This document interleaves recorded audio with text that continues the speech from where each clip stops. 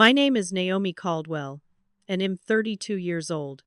I'm standing backstage at the university auditorium in my doctoral regalia, clutching my phone with trembling hands. I just received a text from my mother saying they won't make it to my PhD graduation ceremony because my younger brother Garrett decided last minute to throw a pool party at his new house, and the whole family is already there, celebrating his recent promotion to assistant manager at a car dealership.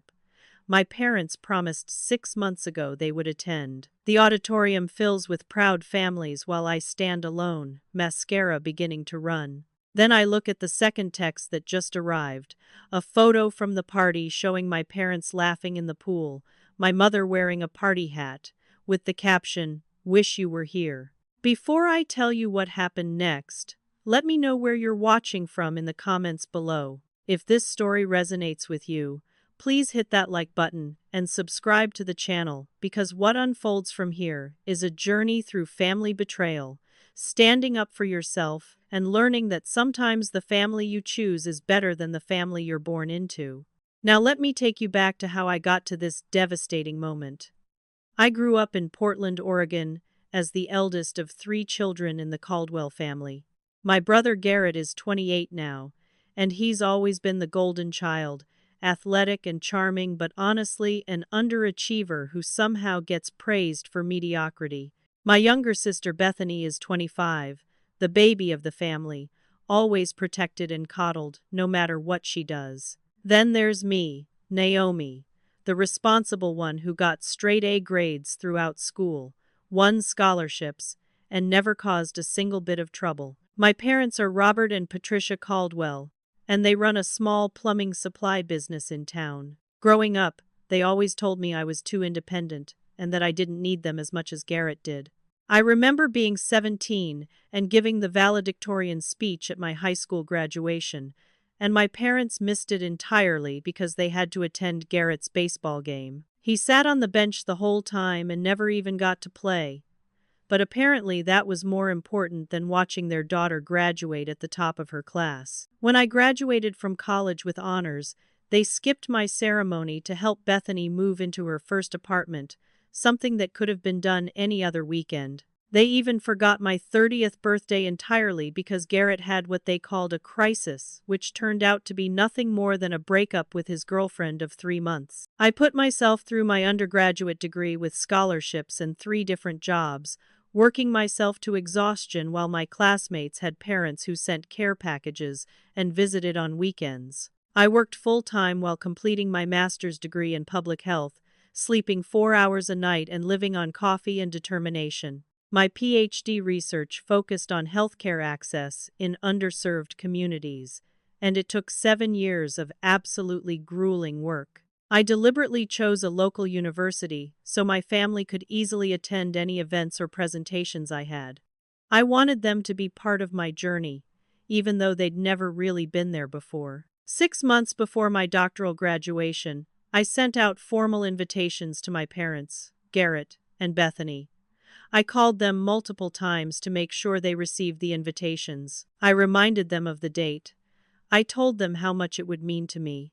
My mother said, "Of course, we'll be there, honey. We wouldn't miss it for the world." My father said, "We're proud of you, Naomi. We'll be in the front row." I actually believed them this time. I thought maybe, just maybe, for my doctorate, they would finally show up. The weeks leading up to graduation, I confirmed with them again. 2 weeks before the ceremony, I called and asked if they needed directions to the auditorium or help with parking. My mother assured me they had it all figured out. 1 week before, I sent a text to the family group chat reminding everyone of the time. Everyone responded with thumbs up emojis. I went to sleep the night before graduation, feeling nervous but also hopeful that tomorrow would finally be the day my family saw me, really saw me, and celebrated my achievement. The morning of graduation, I got ready carefully, pressing my doctoral robes and making sure everything was perfect. I arrived at the university auditorium 3 hours early for the processional rehearsal. I kept checking my phone, expecting messages from my parents asking where to park or what time they should arrive. Nothing came. I texted the family group chat asking if they were on their way. No response. I called my mother's phone. It went straight to voicemail. A cold feeling started settling in my stomach, but I pushed it away and told myself they were probably just driving and couldn't answer. The ceremony began, and I walked in the processional with my fellow doctoral candidates. The auditorium was packed with families, everyone holding signs and flowers and cameras. I scanned the crowd for my parents' faces, looking in the section where I'd reserved seats for them. The seats were empty. My heart started pounding. The university president began calling names, and one by one my colleagues walked across the stage to thundering applause from their families. Some had entire sections cheering, grandparents and siblings and friends all celebrating together. Then I heard it. Dr. Naomi Caldwell, whose groundbreaking research on healthcare disparities has been published in 3 major journals. I walked across that stage on shaking legs, and when I looked out at the audience, there was no one cheering for me.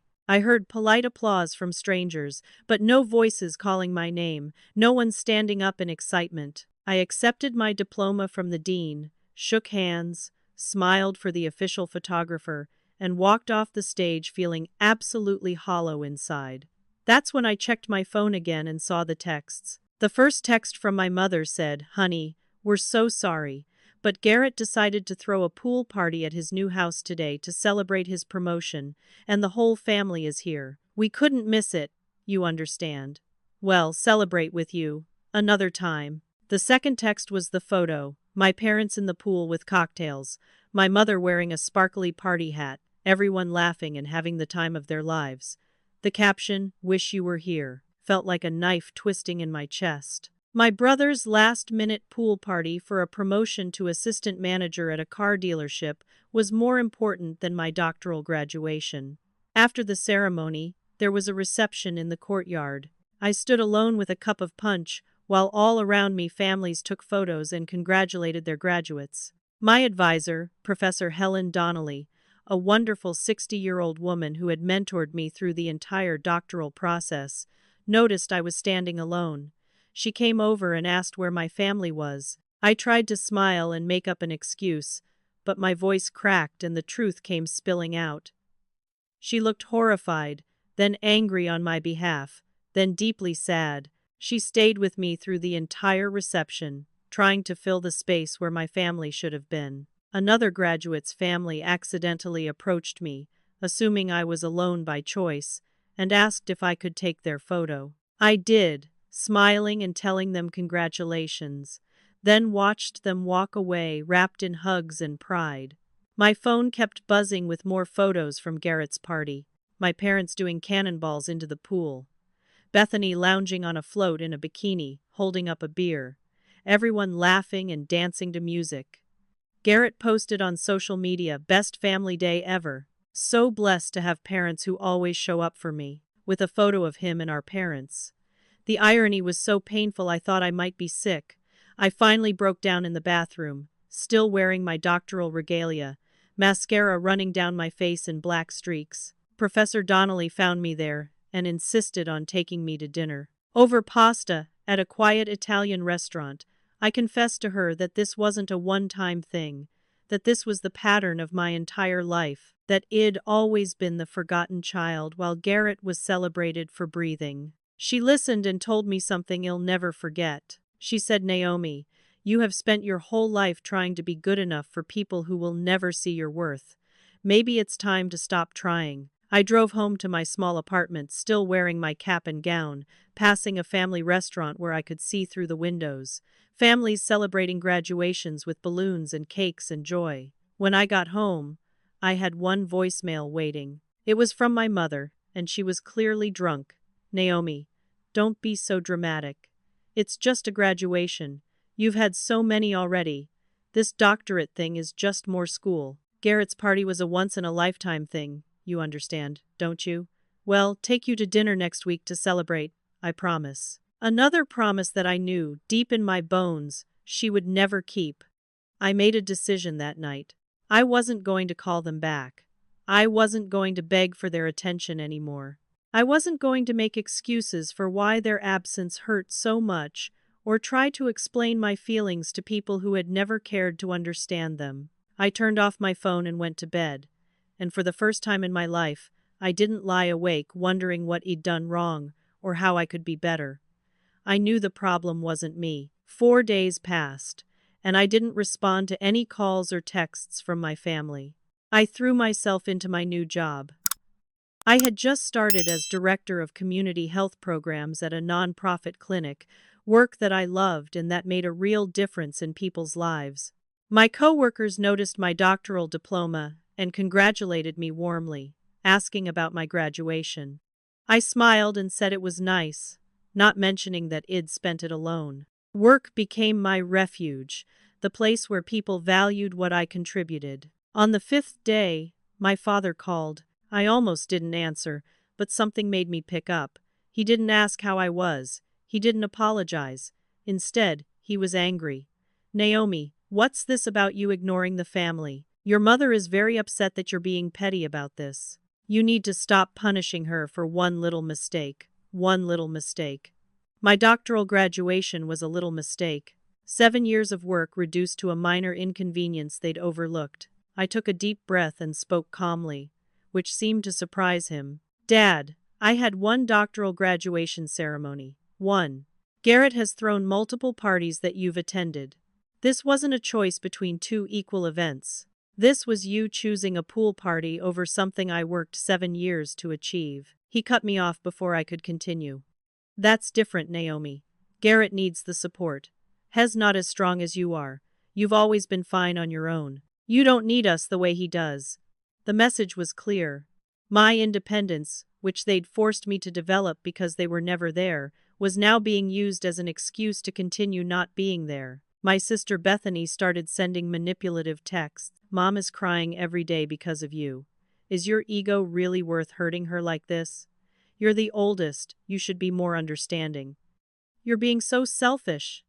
Selfish. I was selfish for being hurt that my parents missed my doctoral graduation. Not them for missing it, but me for having feelings about it. Garrett sent one careless message that perfectly summarized his personality.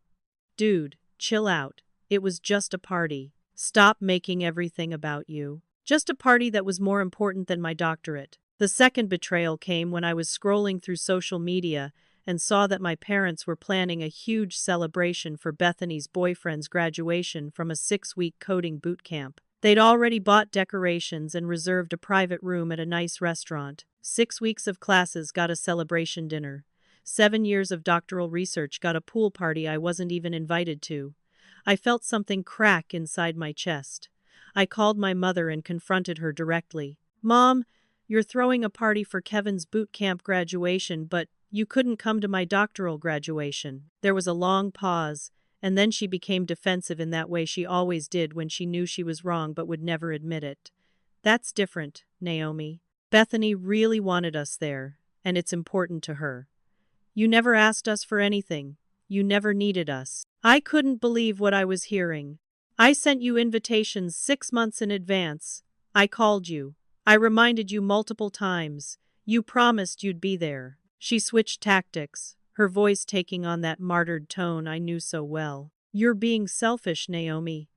You always think you're better than us because you went to all these fancy schools. We're simple people. We don't understand your world. Maybe you're embarrassed of us. Is that it? Maybe you didn't really want us there, and now you're using this as an excuse to make us feel bad." This was her signature move, taking something she'd done wrong and somehow making it about how I'd hurt her. The truth was being rewritten in real time. My parents transforming from the ones who had broken a promise into victims of my unreasonable expectations. I realized in that moment that they weren't just neglectful or forgetful. They were deliberately rewriting history to make themselves the victims of my hurt rather than the cause of it. This wasn't going to get better. This wasn't a misunderstanding that could be cleared up with better communication. This was who they were, and who they'd always been. I told my mother I needed space and hung up. Then I blocked all their numbers, just temporarily, because I needed silence to think clearly about what to do next. 2 weeks after my graduation, something wonderful happened in my professional life. I received notification that my doctoral research had won a significant national award from the Department of Health and Human Services. The award came with $15,000 in research funding and formal recognition from one of the most prestigious organizations in my field. When I opened the email and read the news, I burst into tears, but this time they were tears of validation. Someone out there saw the value in my work. Someone recognized what I'd accomplished. The local newspaper wanted to interview me about the award. My clinic threw a surprise celebration, and my coworkers were genuinely excited for me, hugging me and congratulating me with real warmth. I attended a hospital networking event where I met Marcus Chen, a 35-year-old trauma surgeon with kind eyes and an easy smile. We started talking and discovered we had similar stories. His family had wanted him to take over their successful restaurant, and when he chose medical school instead, they'd disowned him for 5 years. He understood what it felt like to achieve something incredible while the people who were supposed to love you acted like it didn't matter. Marcus and I exchanged numbers and met for coffee a few days later. He told me about the years of silence from his family, how painful it had been, but also how it had forced him to build his own support system. He said, "The family you choose is often better than the family you're born into.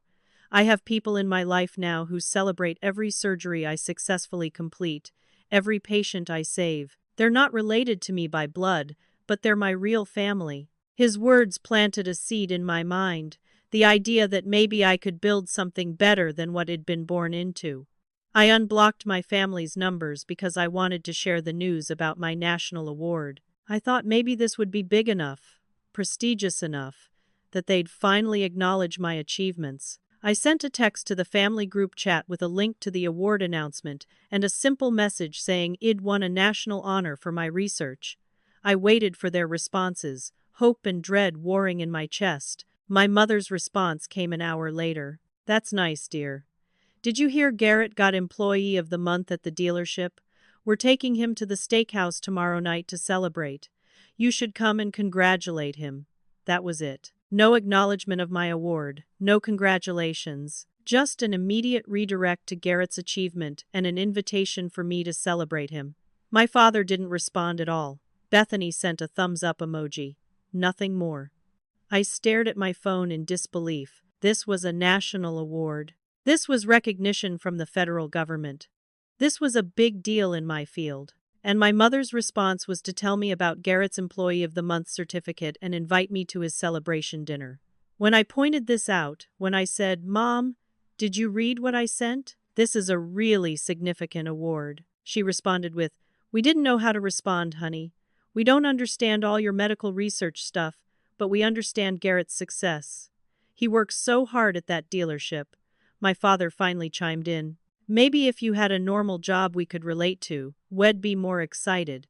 You're always doing things we can't understand, using big words and talking about things that don't make sense to regular people. It's hard to celebrate something we don't understand." The message was clear. My achievements were too complicated for them to bother caring about. Never mind that I'd spent years trying to explain my research to them in simple terms. Never mind that healthcare access was something everyone could understand. They didn't want to understand because understanding would require acknowledging me. The third betrayal came in the form of a misdirected text. Bethany accidentally sent me a message that was meant for Garrett. "Mom said we should just ignore Naomi's award thing. She's just looking for attention again. If we don't make a big deal about it, maybe she'll stop rubbing her achievements in our faces." I sat there reading that text over and over, each word driving home the horrible truth. They weren't just neglectful. They weren't just forgetful. They were deliberately sabotaging my happiness because my success made them uncomfortable. The family group chat, which I was still part of, began filling up with messages praising Garrett for every mundane activity imaginable. Garrett changed his own oil today. So proud of him. Garrett cooked dinner for himself. Such a capable young man. Garrett cleaned his apartment. He's so responsible. Meanwhile, my national award from the Department of Health and Human Services got 0 mentions, 0 acknowledgments, 0 anything. The contrast was so stark, it would have been funny if it weren't so devastating. I started keeping records. I took screenshots of every text message. I saved every voicemail. I began keeping a journal documenting specific incidents, dates, and exact quotes. I wasn't sure why I was doing this, or what I planned to do with the evidence, but some instinct told me I needed to document what was happening. Maybe I needed proof that I wasn't crazy, that this really was as bad as it felt. Maybe I was building a case for the confrontation I knew was coming eventually. Marcus noticed I was struggling and invited me to dinner with some of his friends, his chosen family as he called them. I met wonderful people that night. People who'd also walked away from toxic biological families and built something better. They asked about my work and listened with genuine interest when I explained my research. They congratulated me on my award and toasted to my success. Sitting at that table with those kind strangers, I felt more seen and valued than I ever had at my parents' house. The contrast was startling and clarifying.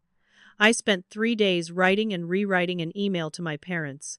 I wanted it to be calm, factual, and clear. No accusations, no name-calling.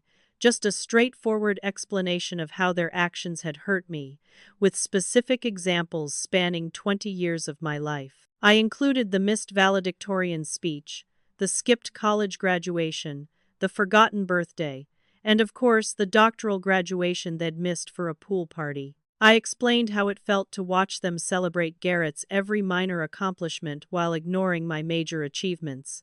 I asked for a genuine apology and real behavioral change, not just empty promises. I set clear boundaries in the email. I would not attend family events where Garrett was being centered and celebrated unless they first acknowledged what they'd done to me and made genuine amends. I would not accept being treated as less important than my siblings. I would not continue to accept breadcrumbs of attention while they gave Garrett and Bethany the whole loaf. I told them I loved them but that I needed to protect my emotional health, and these boundaries were non-negotiable. I copied Bethany and Garrett on the email because I wanted transparency. I didn't want my parents twisting my words to my siblings later. I hit send at 10 o'clock on a Tuesday night and immediately felt sick to my stomach. It never stood up to my parents like this before. It always swallowed my hurt and tried harder to please them. This felt terrifying and necessary at the same time. I turned off my phone and tried to sleep, knowing that tomorrow would bring their reactions. My father called at 7 in the morning, his voice already raised before Id even said hello. "How dare you send that email? What is wrong with you? You're trying to tear this family apart. You've always been jealous of your brother. And now you're making up lies to justify your jealousy. You're being cruel and manipulative, and I won't stand for it." He ranted for 5 minutes straight without letting me get a word in. When he finally paused for breath, I said quietly, "Everything in that email is true, and you know it." He hung up on me. An hour later, I discovered that my mother had forwarded my email to the entire extended family, aunts and uncles and grandparents, everyone. But she hadn't just forwarded it. Shed added her own commentary at the top. "Please read what Naomi sent us. She's having some kind of breakdown and is making terrible accusations. We're very worried about her mental health. Please keep her in your prayers." Shed reframed my legitimate grievances as evidence of mental illness. Shed turned my stand for myself into a story where I was the unstable one who needed prayers and pity. My phone started ringing off the hook. Aunt Louise called to tell me I was being ungrateful and cruel to my mother. Uncle Frank lectured me about respecting my parents no matter what. My grandmother left a voicemail saying, "Your mother has sacrificed everything for you children, and this is how you repay her? You should be ashamed, Naomi." Cousin after cousin reached out, all of them taking my parents' side, all of them telling me I was wrong. No one asked for my side of the story. No one considered that maybe my parents were lying. Bethany posted vague statements on social media clearly directed at me. It's so sad when family turns on each other out of jealousy. Some people can't be happy for others' success and have to make everything about themselves, praying for people who spread lies to hurt the ones who love them. Garrett left me a voicemail calling me a psycho and bitter, and telling me I was ruining the family because I can't handle that everyone likes me better than they like you. The smear campaign was in full effect. My mother was telling neighbors and friends from church that Eid had a mental breakdown because I was jealous of Garrett's success and that I was making up lies to hurt the family. People I'd known for years started looking at me with pity and suspicion. Someone from my parents' church even reached out to offer me the number for a Christian counselor who specialized in helping people with delusions. The narrative was being written, and I was the villain. Sitting alone in my apartment that night, I questioned everything. Maybe I was overreacting. Maybe I was being too sensitive. Maybe I should just accept being the forgotten child and stop expecting more. Maybe wanting my parents to show up for me was asking too much. The gaslighting was working. I was starting to doubt my own reality, starting to think maybe I was the problem after all. But then Professor Donnelly called. She'd heard through the academic grapevine about what was happening because one of my cousins was married to someone who worked at the university. She came over immediately with wine and fierce determination. She told me, "Naomi, I've watched you work yourself to exhaustion for 7 years. I've seen your dedication, your brilliance, your compassion for others. You are not crazy. You are not overreacting. Your family is gaslighting you, and I won't let you fall for it." Marcus came over too, and between the two of them, they reminded me that my perception of reality was accurate, that my hurt was justified, that I deserved better.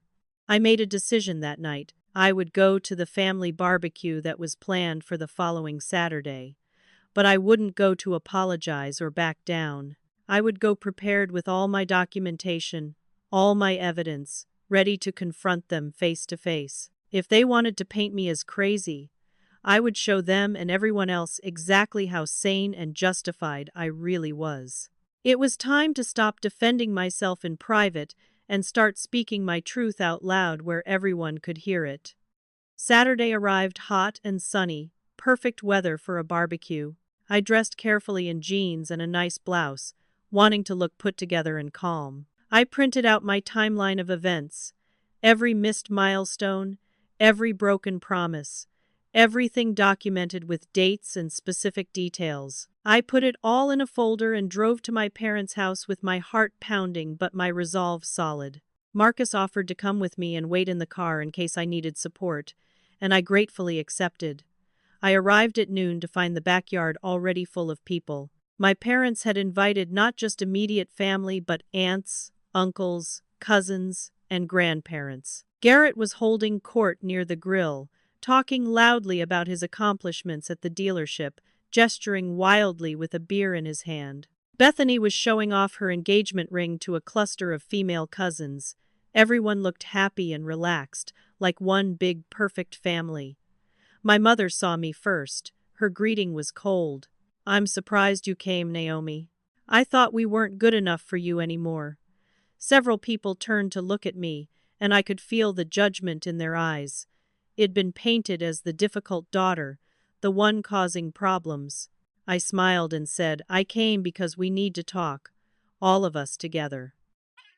I tried to engage normally, getting a plate of food and sitting down at one of the picnic tables. Garrett made a snide comment loud enough for everyone to hear. "Look who decided to grace us with her presence, the doctor. Should we all bow down?" A few people laughed uncomfortably. Bethany whispered to our cousin Jenna, but she whispered just loud enough for me to hear. "She's been acting crazy lately, sending these insane emails and making accusations." I took a deep breath and stayed calm, eating my burger and waiting for the right moment. During dinner, my father stood up and clinked his glass to get everyone's attention. "I want to make a toast. Let's all celebrate Garrett's 6-month anniversary at the dealership. Has come so far, working hard every day, making us so proud." Everyone applauded and raised their glasses. Multiple people made speeches about how wonderful Garrett was, how much potential he had, how proud the family was of him. The celebration went on for 10 minutes, everyone praising a 6-month work anniversary at a car dealership. I waited, thinking surely someone would transition to mentioning my doctorate or my national award. Nothing. Complete silence about anything it achieved. The contrast was so obvious that even some of the cousins looked uncomfortable. I finally spoke up, my voice steady.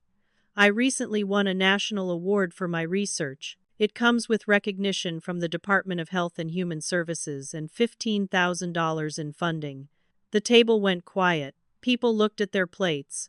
My mother waved her hand dismissively. That's nice, dear. Very nice. Now, Garrett, tell everyone about your sales numbers from last month. He had the best numbers on his team. Just like that, the attention swung back to Garrett, my national award dismissed in favor of his car sales. I felt something inside me shift. I was done playing nice. I was done accepting crumbs. It was time to lay everything out. I stood up and pulled out my folder. Before we go back to celebrating Garrett, I need everyone to hear something. My father's face went red. Naomi, sit down. This isn't the time or place. I stayed standing. This is exactly the time and place. You've all heard Mom's version of events. Now you're going to hear mine. I opened my folder and began reading from my timeline. May 15th, 2017. I was valedictorian of my high school class. My parents missed my speech to attend Garrett's baseball game where he sat on the bench and never played. June 3rd, 2021. I graduated college with honors. My parents skipped the ceremony to help Bethany move into an apartment. March 10th, 2023. My 30th birthday. My parents forgot entirely because Garrett broke up with his girlfriend and needed emotional support. I continued through the list, date after date, event after event, a 20-year pattern of neglect and favoritism laid out in stark detail. The table was silent now, people shifting uncomfortably. I got to the big one, and May 20th of this year, my doctoral graduation after 7 years of research. I sent invitations 6 months in advance. I called to confirm multiple times. My parents promised they would be there. The day of my graduation, they texted me that they were at Garrett's last-minute pool party instead and couldn't make it to see me receive my doctorate. I pulled out my phone and showed the photo they'd sent, my mother in a party hat in the pool, the caption, "Wish you were here." Garrett jumped up, his face flushed with anger or embarrassment or both. Jesus Christ, are you still on about that? It was months ago. Get over it already. I turned to him calmly. I will never get over it, Garrett. You will have other parties. I will never have another doctoral graduation. And they chose you. He looked around for support, finding it in my father, who stood up and pointed at me angrily. That's enough, Naomi. You're ruining a family gathering with your selfishness and your need for attention. We've heard enough. But I wasn't done. This is a pattern spanning my entire life. I have documented every incident. I'm not crazy. I'm not overreacting. I'm finally standing up for myself after 32 years of being the forgotten daughter. My mother started crying, loud, dramatic sobs. How can you do this to me in front of everyone? I've been nothing but a good mother to you. I've sacrificed everything. Bethany stood up to comfort our mother. You're embarrassing yourself, Naomi. This is pathetic. You're making up stories and exaggerating everything because you're jealous that Garrett is the favorite. The words hung in the air. The favorite. Shed said it out loud, admitted what we all knew, but no one was supposed to say. Several extended family members jumped in to defend my mother. Your mother is a saint. You should be ashamed of yourself. After everything they've done for you. I turned to my grandmother, who was sitting quietly watching everything unfold. Grandma, did Mom and Dad tell you I earned my doctorate? Did they mention I won a national award? She looked confused, glancing at my mother. What doctorate? Patricia told me you were still in school, taking classes.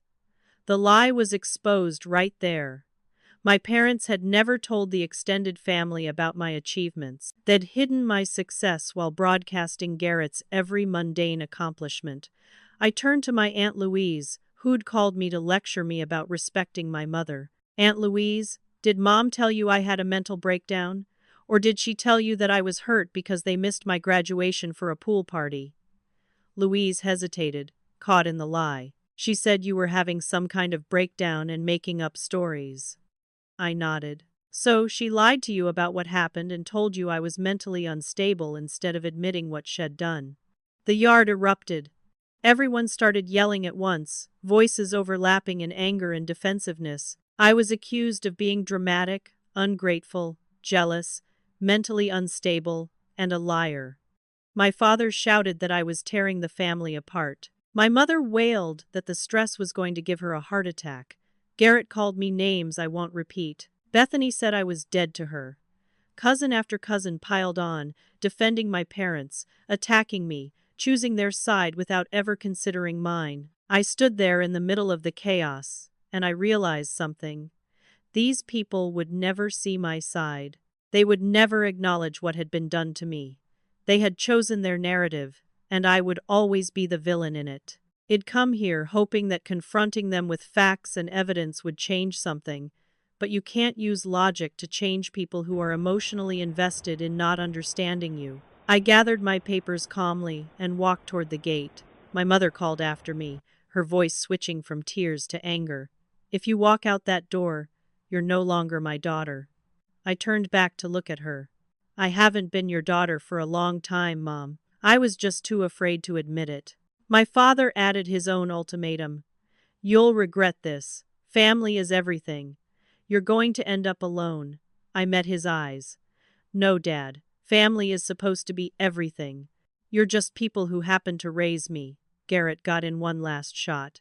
"Good riddance. We didn't want you around anyway. You've always been a stuck-up know-it-all," Bethany chimed in. "Don't come crawling back when you're lonely and you realize you threw away your family over your ego." I walked out of that gate and got into my car where Marcus was waiting. I sat there shaking, and he just held my hand and let me process what had just happened. As I drove away from my parents' house for what I knew would be the last time for a very long while, I felt something unexpected. Relief. The performance was over. I didn't have to pretend anymore that this was a normal family or that their love was just around the corner if I could only be good enough. I'd said my truth out loud, and even though they'd rejected it, I knew it was real. That was enough. I drove straight to Marcus' house because I couldn't face going home to my empty apartment. He opened the door, took one look at my face, and pulled me into a hug. I broke down completely, sobbing in a way I hadn't let myself cry in years. All the pain of 32 years of being overlooked and dismissed came pouring out. Marcus just held me and let me cry, not trying to fix anything, just being present. He made tea and we sat on his couch while I told him everything that had happened at the barbecue. When I finished, he shared more of his own story. His family had completely cut him off when he chose medical school over their restaurant. For 5 years, he heard nothing from them, missed every holiday and birthday. He said, "It was the most painful thing I've ever been through, but it was also the most freeing." I stopped waiting for their approval and started building a life with people who actually valued me.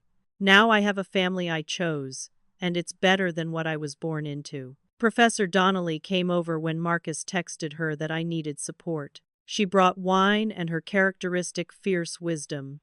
She told me, "Naomi, I've been teaching for 35 years, and I've seen a lot of family dynamics. What you're describing is textbook scapegoat and golden child syndrome. Your parents have a narcissistic family structure, and you've been assigned the role of the one who doesn't matter. That's not a reflection of your worth. That's their dysfunction." While we were talking, my phone started exploding with notifications.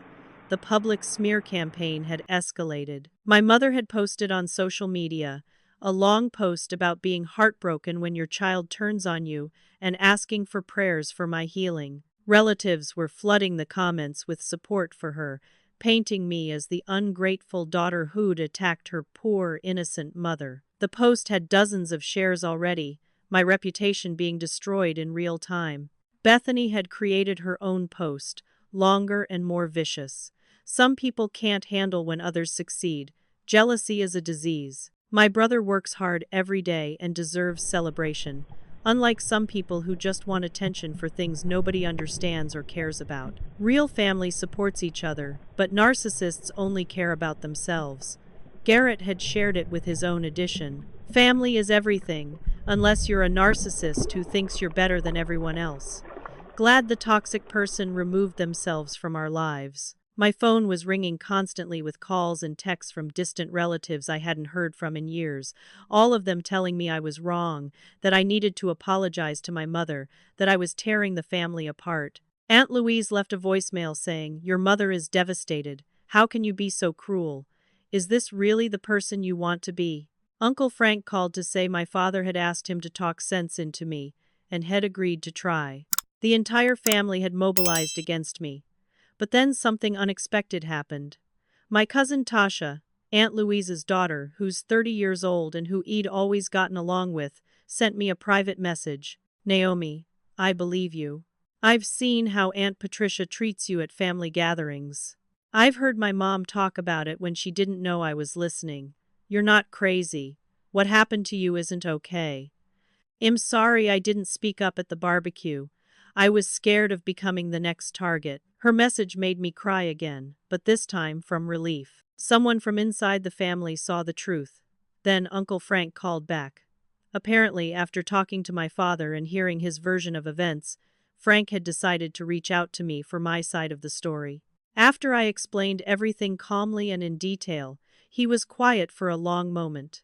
Then he said, "Naomi, I'm going to tell you something I should have said years ago. Your dad is my brother and I love him, but he's dead wrong about this. Missing your doctoral graduation for a pool party is unforgivable. I can see the pattern now that you've laid it out. I'm sorry I wasn't there for you before. I'm here now if you need me." Through Tasha and Uncle Frank, I began learning things about my family that I'd never known. My parents had been lying to the extended family for years about my life. They'd downplayed every achievement I'd earned, told people I was still in school when I was actually completing my doctorate, and never mentioned my awards or publications. Meanwhile, they'd exaggerated everything Garrett did, making his assistant manager position sound like he was running the entire dealership. The narrative had been carefully constructed to make him look successful and me look like I was floundering. My coworkers at the clinic rallied around me. They'd seen the social media posts because one of them was friends with my cousin on Facebook. The next day at work, they'd organized a surprise. "We love Naomi" lunch with a cake that said Dr. Caldwell, brilliant, kind, and valued. They told me that anyone who couldn't see my worth didn't deserve to be in my life. My boss pulled me aside and said, "Family isn't always blood. We're your family now if you need us to be." Marcus introduced me to his chosen family, a group of friends who'd all walked away from toxic biological families and built something better together. There was Simone, who'd been disowned for being gay; Diego, whose parents had been emotionally abusive; Rachel, whose family had scapegoated her the same way mine had scapegoated me. Meeting them and hearing their stories helped me realize I wasn't alone. There was a whole community of people who'd had to make the painful choice to walk away from family for their own mental health. But the most significant thing that happened came 3 days after the barbecue. I received an email from someone I'd never met, a local news reporter named Jennifer Hayes. She'd heard about my national award and wanted to do a feature story on my research and my work at the clinic. The story was published a week later with the headline, "Local Researchers' Work on Healthcare Access Earns National Recognition." It included quotes from my boss about what an asset I was to the clinic, from Professor Donnelly about my groundbreaking research, and details about the award and what it meant. The article was shared widely on local social media. Several of my parents, friends, and neighbors saw it and reached out to me directly to congratulate me, mentioning that had no idea it accomplished so much. This contradicted the narrative my mother had been spreading that it accomplished nothing and was making up stories for attention. The truth was out there now, documented and public. Some people began quietly questioning whether my mother's version of events was accurate. Tasha revealed to me that my mother had been telling family for years that I thought I was too good for them because I'd gone to college and they hadn't, that I looked down on the family and was embarrassed by them. This explained why so many relatives had been so quick to believe I was the villain. They'd been primed for years to see me as the arrogant daughter who thought she was better than everyone else. The smear campaign hadn't started with the email I sent. It had been going on for decades. Sitting in Marcus' living room with Professor Donnelly, Tasha, and Uncle Frank, I realized something profound.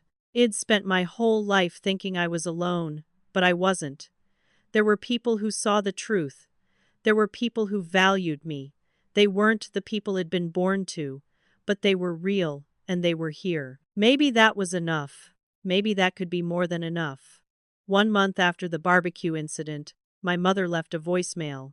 Her tone was different this time. less angry and more calculated. Naomi, I think we need family therapy. We need to fix this situation because you're tearing the family apart. I've found a therapist who specializes in family conflict. Please, let's all sit down together and work this out like adults. I listened to the message 3 times, trying to discern whether this was a genuine olive branch or another manipulation. I talked it over with Professor Donnelly and Marcus. They both advised caution, but said if I wanted to try one more time with a professional mediator present, they'd support me. Marcus offered to come with me and wait in the parking lot. I agreed to one family therapy session, but I prepared for it like I was preparing for battle. I printed out all my documentation again. I wrote down everything I wanted to say. I called the therapist's office beforehand to explain my side of the situation so I wouldn't be walking in blind. The therapist's name was Dr. Sharon Klein, and she'd been practicing family therapy for 30 years. Her office was in a professional building downtown, neutral territory. I arrived 10 minutes early, and Marcus hugged me in the parking lot before I went in. Remember, you don't owe them anything. If this goes badly, you can walk out any time.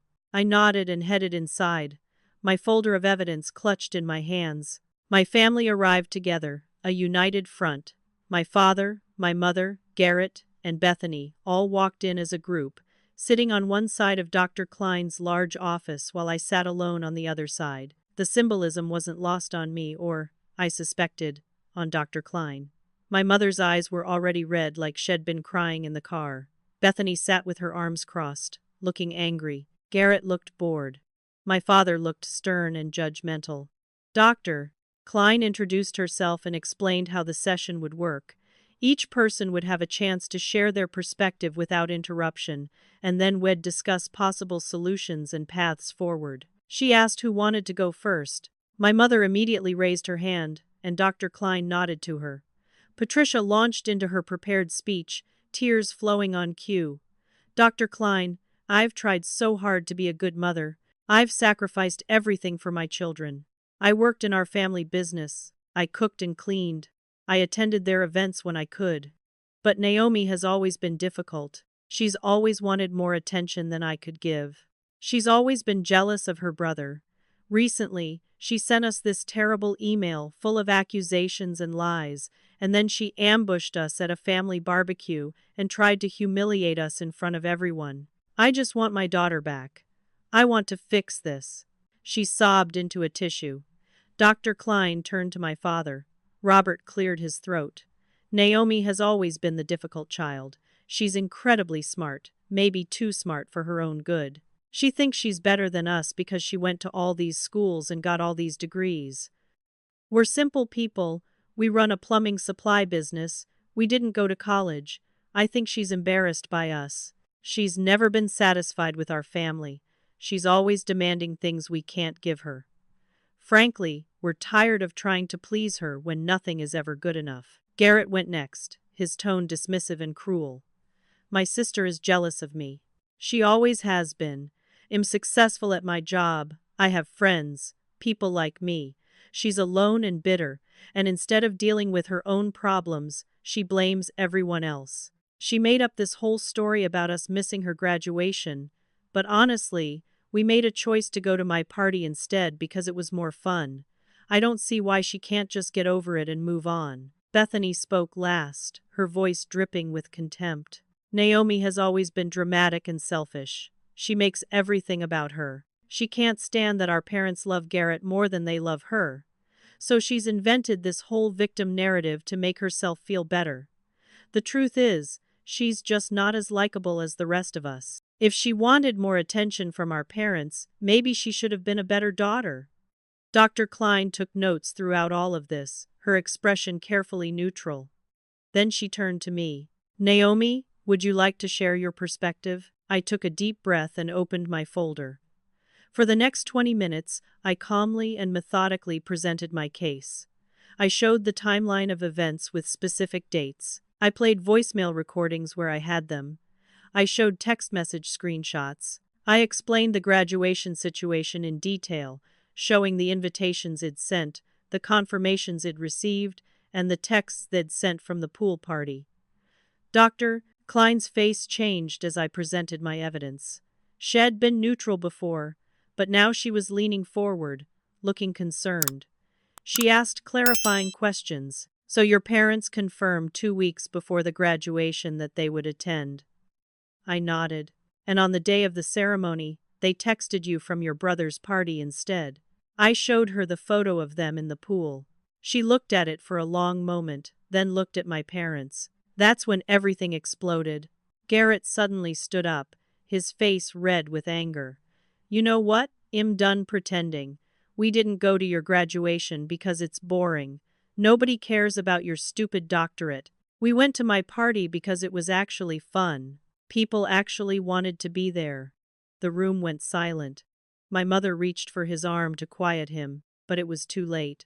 The truth was out. My mother, seeing the cat was out of the bag, stopped crying and her voice went cold. Hez right. We made a choice. We don't have to apologize for choosing to spend our time where we actually want to be. You've never needed us, Naomi. You've been independent your whole life. You're fine without us. Why do you even care if we're there or not? My father nodded in agreement. Exactly. You're so successful and independent, you don't need us. So why are you making such a big deal out of this? Bethany added her voice to the pile-on. Just admit it, Naomi. You're embarrassing yourself. Accept that Garrett is the favorite and move on with your life. All this drama is pathetic.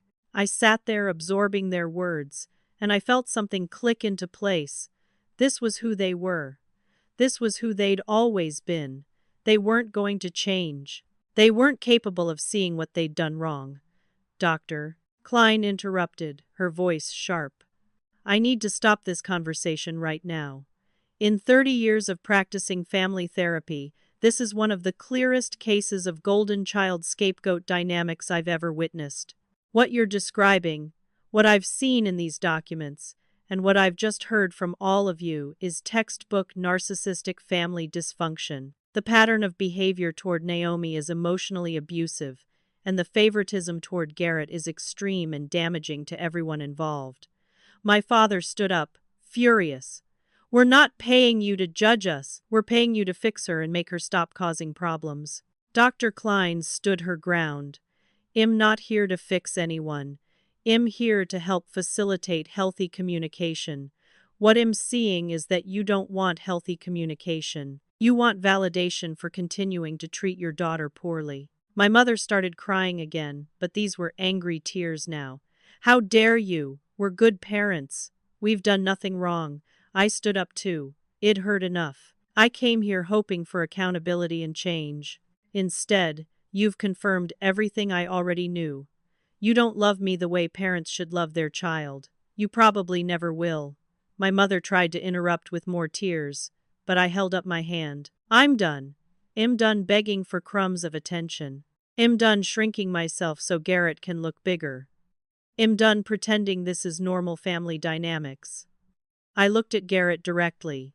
I hope being the favorite was worth it, because you're mediocre at best, and they've made you believe you're exceptional. You're 28 years old with no real accomplishments, but you've been praised so much for doing the bare minimum that you actually think you're special. Good luck when the real world shows you otherwise.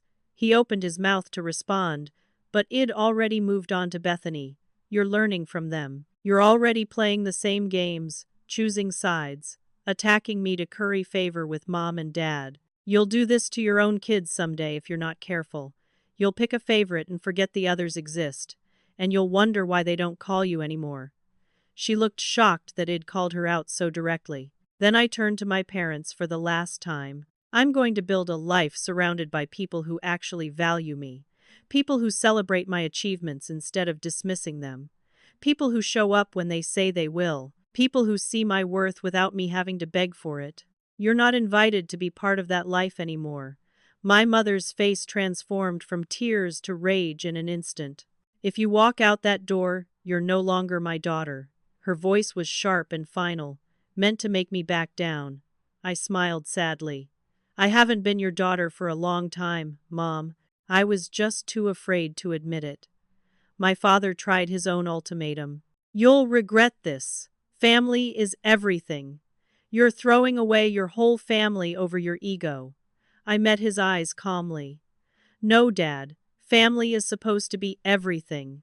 But you're just people who happen to raise me. You're not my family anymore. You're barely even acquaintances at this point.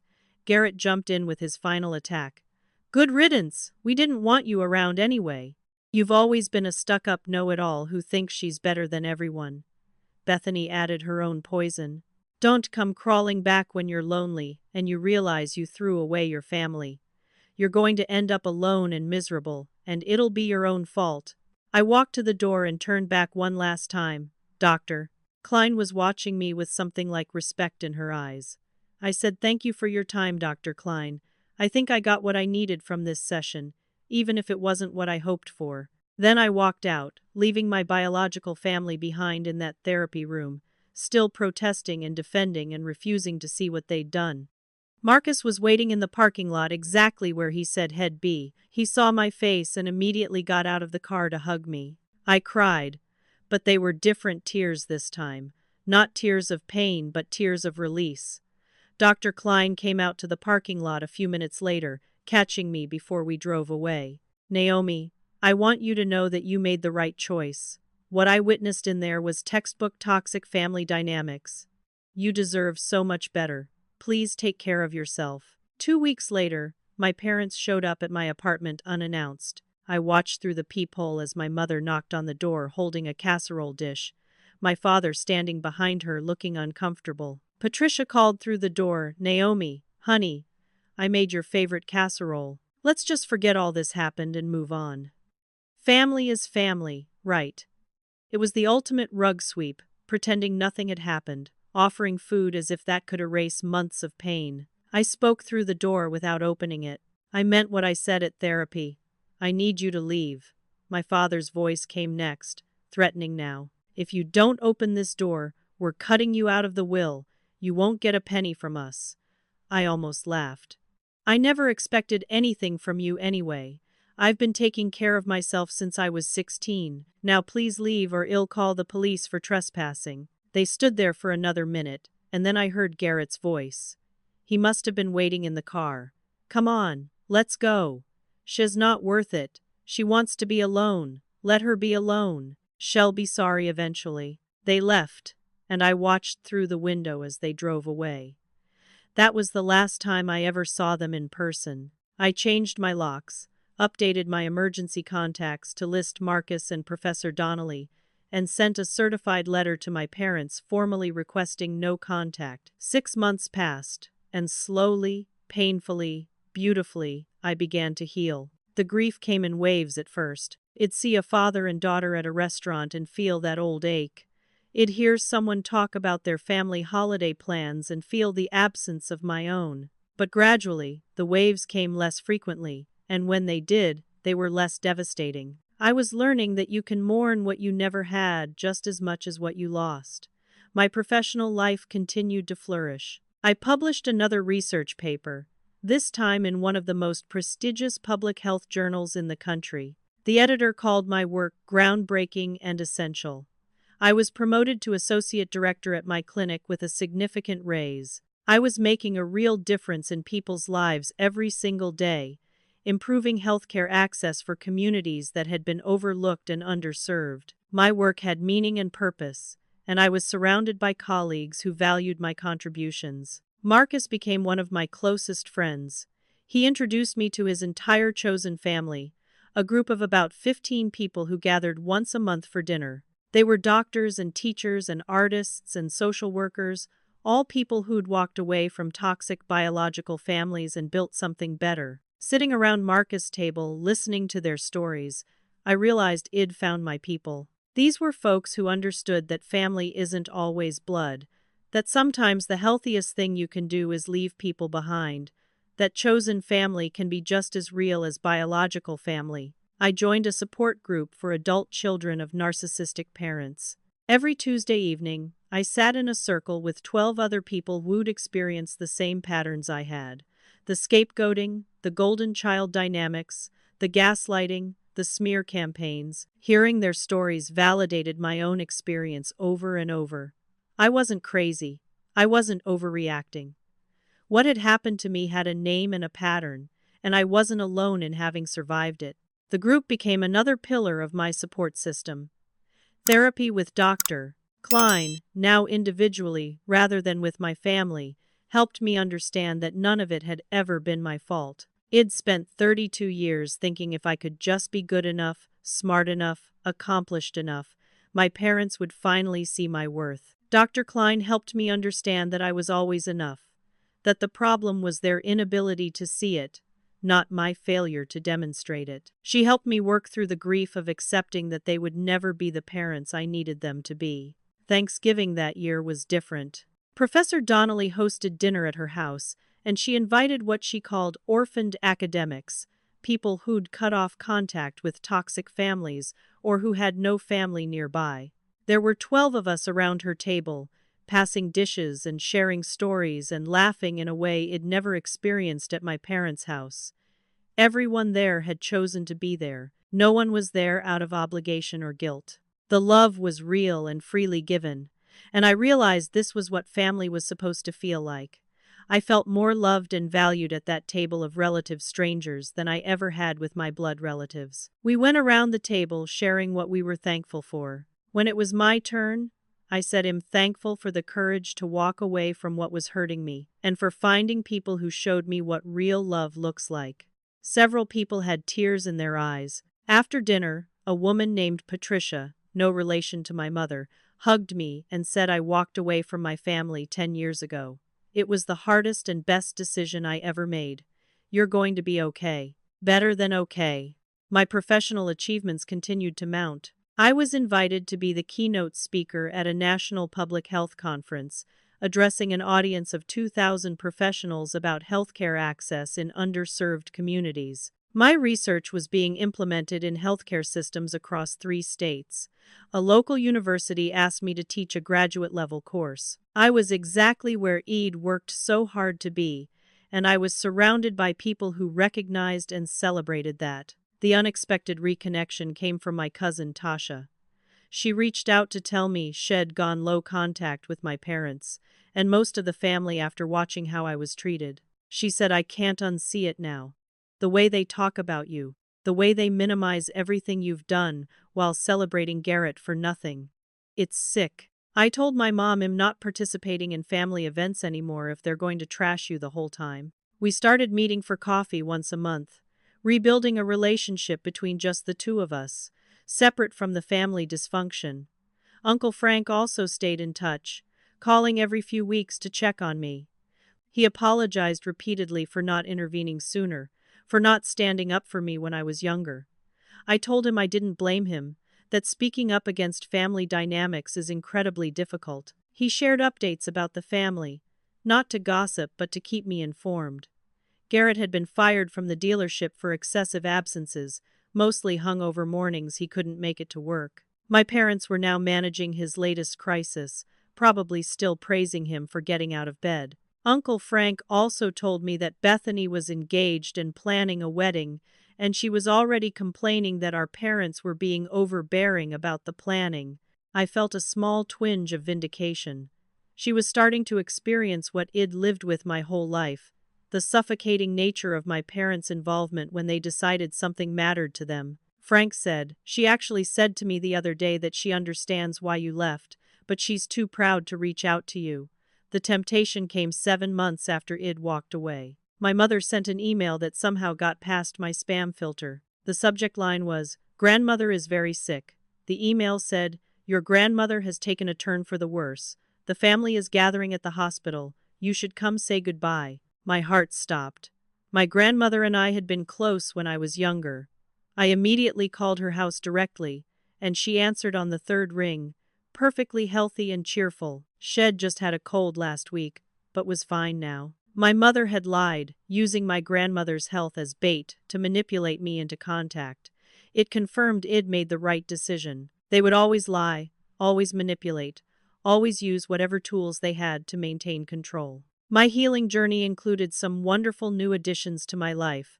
I started dating someone I met through Marcus, a high school teacher named Julian who had his own complicated family history. We bonded over understanding that family doesn't equal obligation to accept abuse. Had been estranged from his father for 5 years and had built a beautiful life without him. We took things slow, but it was healthy and good, built on honesty and mutual respect rather than obligation or guilt. I adopted a dog, a golden retriever mix named Watson, who had been abandoned at a shelter. We were both learning to trust again. I decorated my apartment exactly how I wanted it, hanging my diplomas and awards on the walls, things I'd always been made to feel I should hide or downplay.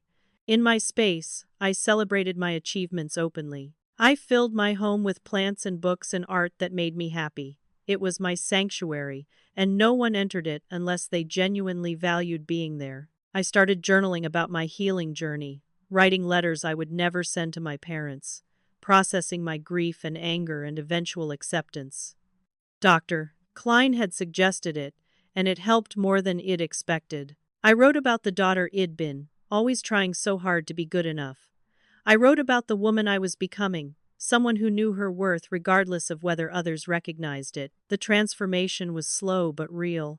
1 year after the therapy session that ended my relationship with my parents, something wonderful happened. I received the Emerging Leader Award from the American Public Health Association, one of the most prestigious honors in my field. The ceremony was held in Washington, D.C., a black tie event that was televised on C-SPAN. I brought my chosen family, Marcus, Professor Donnelly, Julian, Tasha, Uncle Frank, and my 3 closest colleagues from the clinic. We sat together in the ballroom, these people who'd chosen to show up for me. When my name was called, they all stood up and cheered so loudly that people turned to look.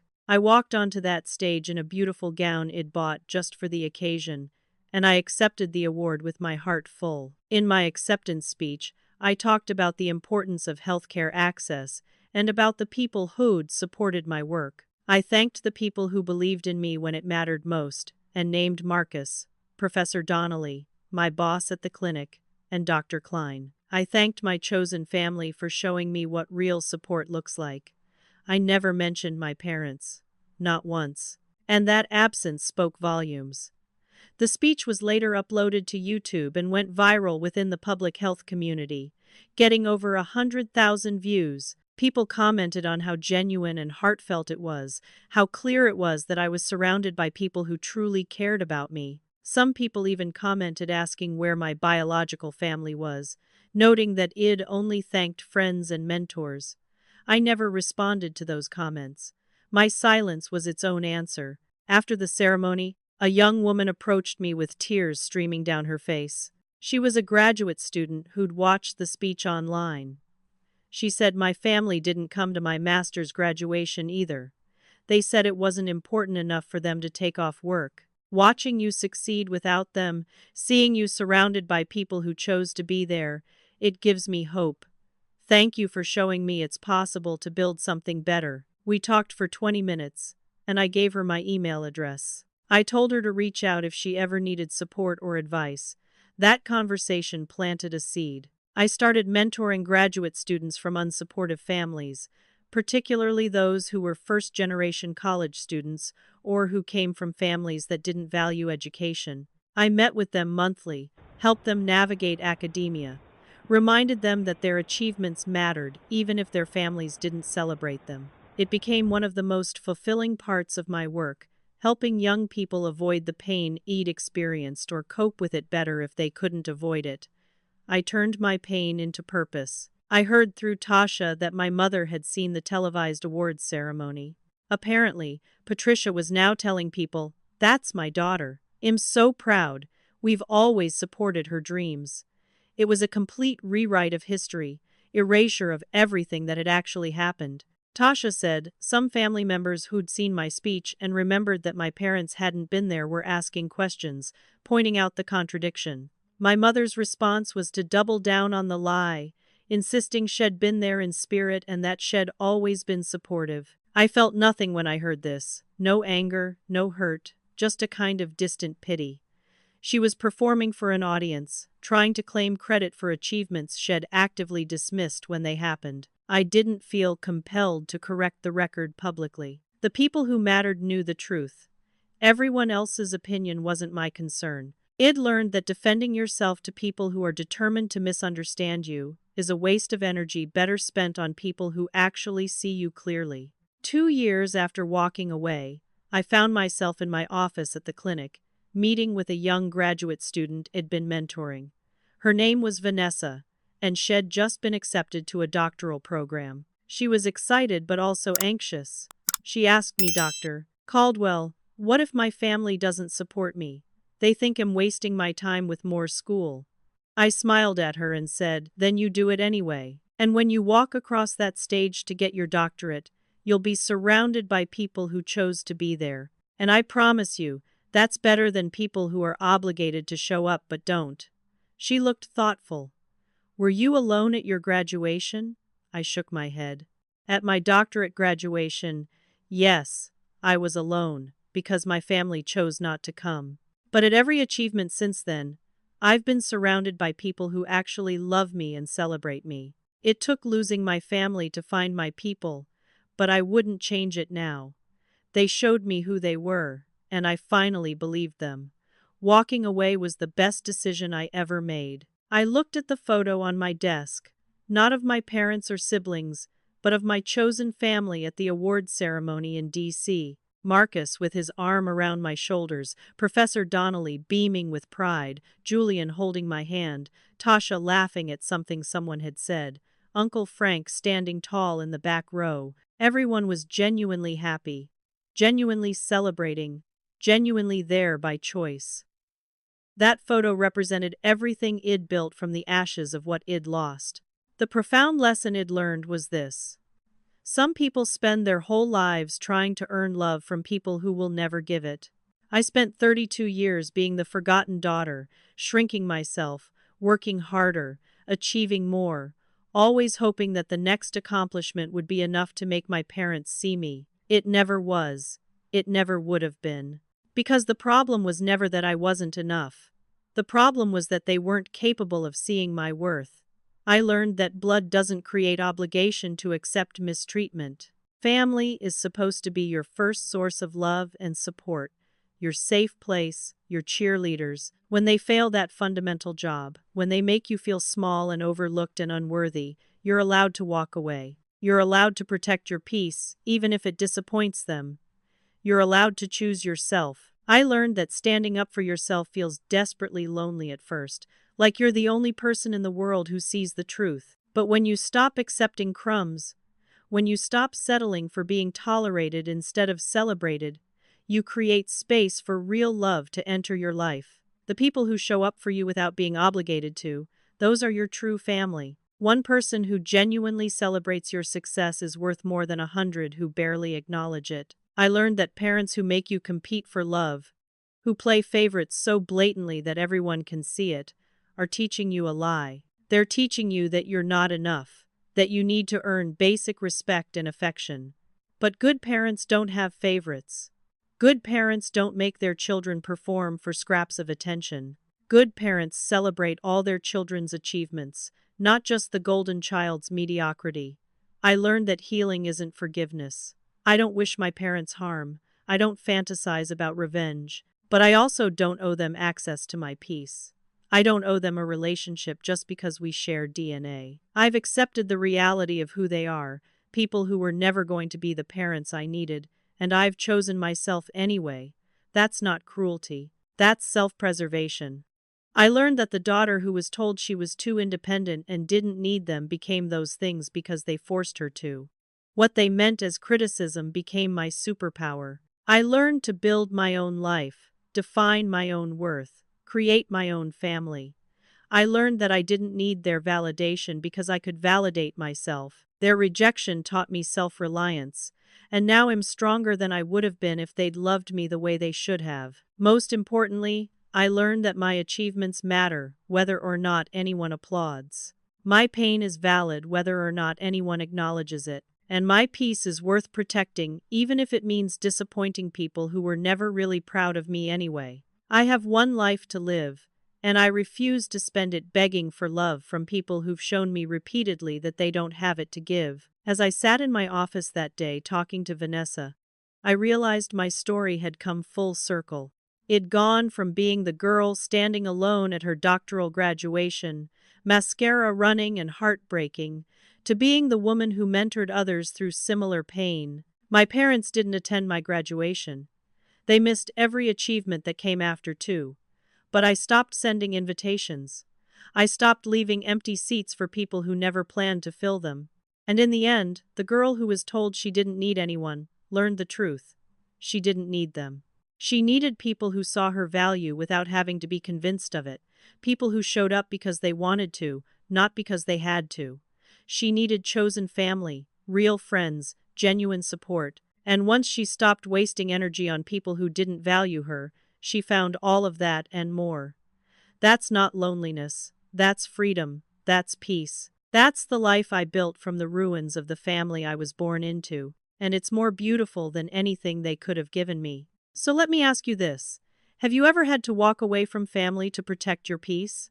Have you ever been the forgotten child, the scapegoat, the one who achieved incredible things only to have them dismissed? Drop your story in the comments below because I promise you, you're not alone. If this resonated with you, please hit that like button and subscribe to this channel because your story matters too. Share this video with someone who needs to hear that it's okay to choose themselves, that family isn't always blood, that sometimes the healthiest thing you can do is walk away.